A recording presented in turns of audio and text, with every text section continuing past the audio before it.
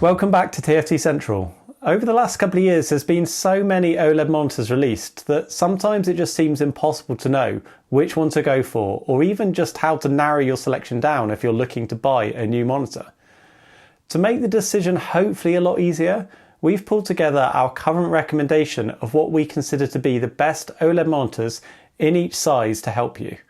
You'll find links to our reviews and other useful information, as well as links to where you can buy them in the description below, so let's get right into it.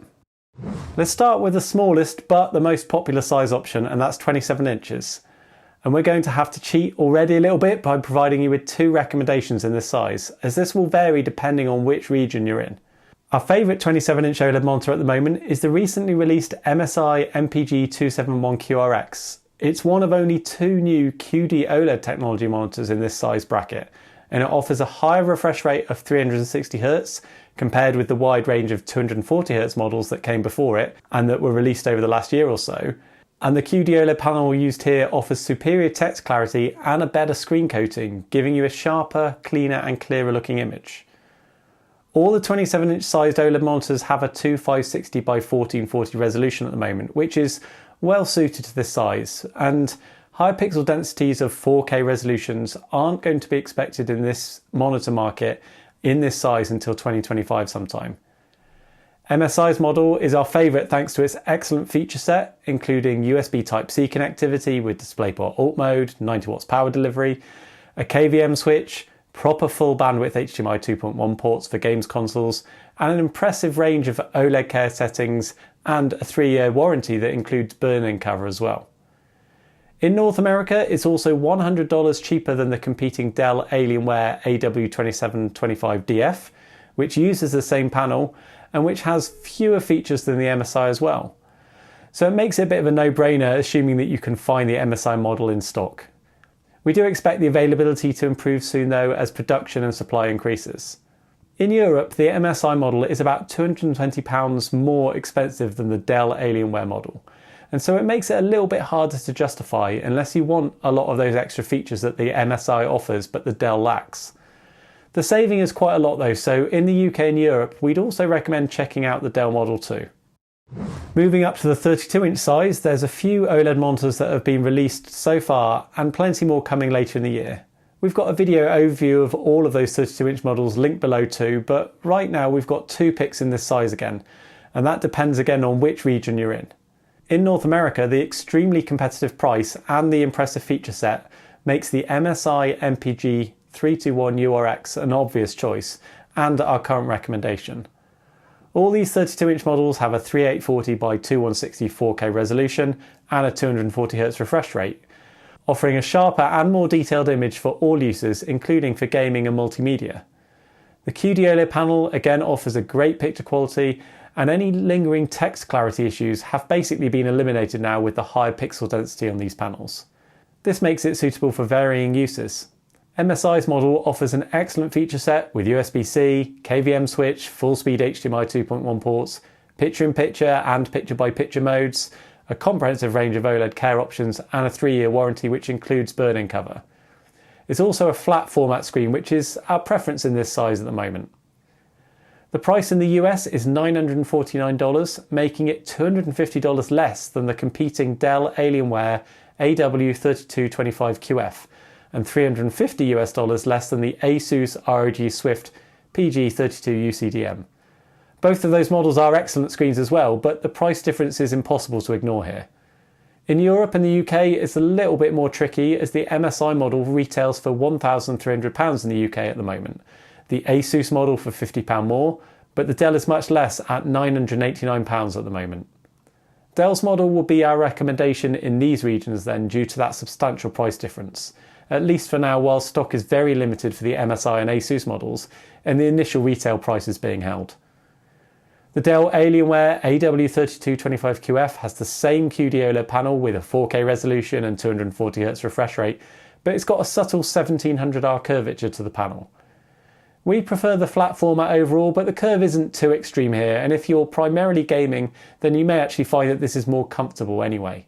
Their model also has a couple of extras that the MSI model lacks, like Dolby Vision HDR support and eARC sound, although it does lack features like USB-C for video and power delivery, and a KVM switch. So our recommendation right now would be the MSI in North America, but the Dell in Europe based on the current pricing differences. Moving up to the 34-inch ultrawide space, there's a wide range of options to choose from here, with the vast majority being built around the same first-gen QD OLED panel with 3440 by 1440 resolution, an 1800R curvature, and a 175Hz refresh rate.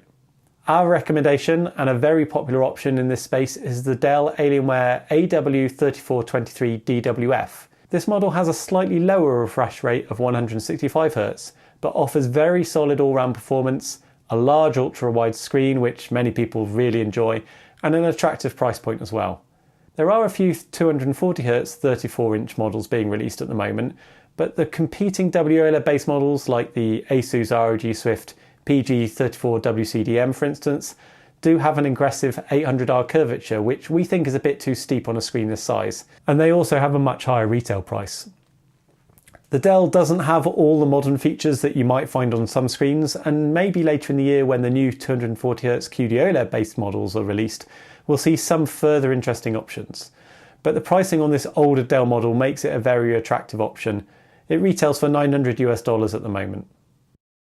In the even larger 45-inch ultrawide space, there's also quite a few options to choose from, all built around the same LG Display WOLED panel with a 3440 by 1440 resolution and 240Hz refresh rate. This means you have a lower pixel density and larger, less sharp text than the 34-inch models, but you do get a boost in the refresh rate to 240Hz, which improves motion clarity in gaming. The larger screen size is also great for increased immersion or for using the screen from a more distant viewing position, for gaming with a controller or watching movies perhaps.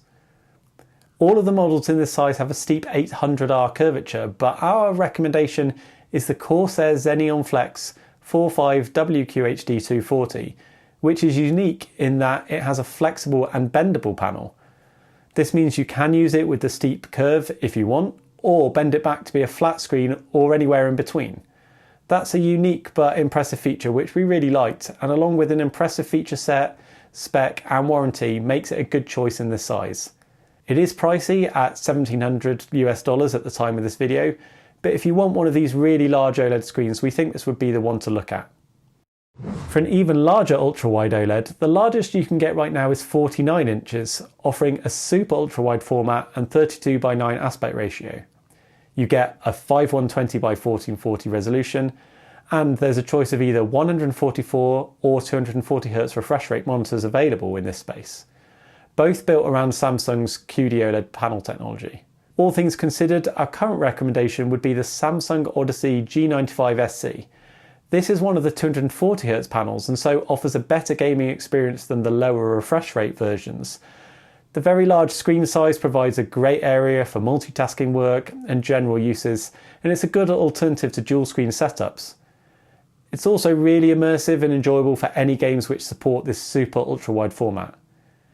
We did find the smart TV functions on this model annoying and the user experience was not great, but once you've got it set up and you're used to its oddities, it's a solid performer.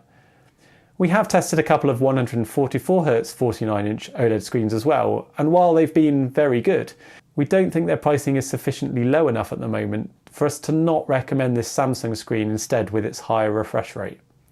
Finally, let's cover what we would consider to be the largest panel size we think you can reasonably consider as a desktop monitor, and that's 42 inches. These are standard 16:9 aspect ratio panels, actually designed to be used in TVs, but which were then adopted in several large format monitors as well. Our pick of the bunch in this size is the Asus ROG Swift PG42UQ, as while it is more expensive than, say, some of LG's older 42-inch OLED TVs that you might still be able to find, it has features that make it more usable as a monitor, such as DisplayPort connectivity, PC USB ports, and simple things like a standby mode. This screen has a 3840 by 2160 4K resolution, 138Hz refresh rate, and provides a decent option if you want a screen that is somewhere between a desktop monitor and a TV. It's good for PC and console gaming as well, and watching movies from a more distant viewing position. Check out the latest pricing in the links below for that one. So there you go, that's our current recommendation of what we think are the best OLED monitors in each size at the moment. We keep this list up to date on our main site, and so no doubt this will change over time as new screens are released and reviewed, so keep an eye on that if you want to stay up to date. Let us know in the comments section below which screen you're intending to buy and why. We'd love to hear from you. We've got plenty of other new monitor content coming up soon as well, so hit subscribe to make sure you stay up to date on that. And if you want to help support TFT Central and all the work that we do, then you can directly do that via our Patreon, which is linked below, where you can also get various perks like early access to new reviews and articles and our calibrated ICC profiles. Big thanks to all our current Patreon supporters for supporting the channel and helping us make this content. Thank you for watching. We'll catch you next time.